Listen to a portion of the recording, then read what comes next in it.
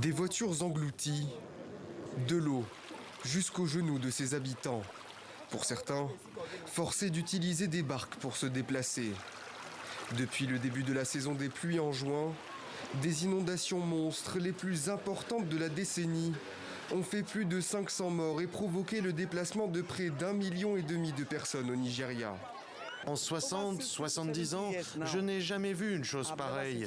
Peut-être que ça a un rapport avec le changement climatique. Avec nos voisins, nous avons récupéré du sable que nous avons ensuite étalé le long de la rue et devant notre cour pour empêcher les eaux des crues d'entrer dans notre maison.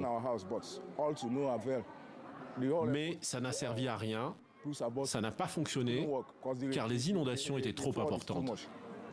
Parmi les déplacés, des agriculteurs ont vu près de 70 000 hectares de leurs terres ravagées par les eaux.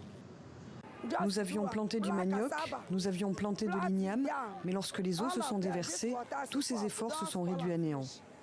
Des inondations dévastatrices qui ne se cantonnent pas aux 31 États nigérians atteints. Des pluies diluviennes ont touché le Cameroun ou encore le Tchad ces derniers jours, provoquant des crues exceptionnelles. Les dégâts risquent d'avoir des conséquences terribles sur le plan humanitaire en Afrique subsaharienne, déjà touchée par les répercussions de la guerre en Ukraine. Le mois dernier déjà, le Programme alimentaire mondial avait déclaré que le Nigeria faisait partie des 6 pays confrontés à un risque élevé de niveau catastrophique de famine.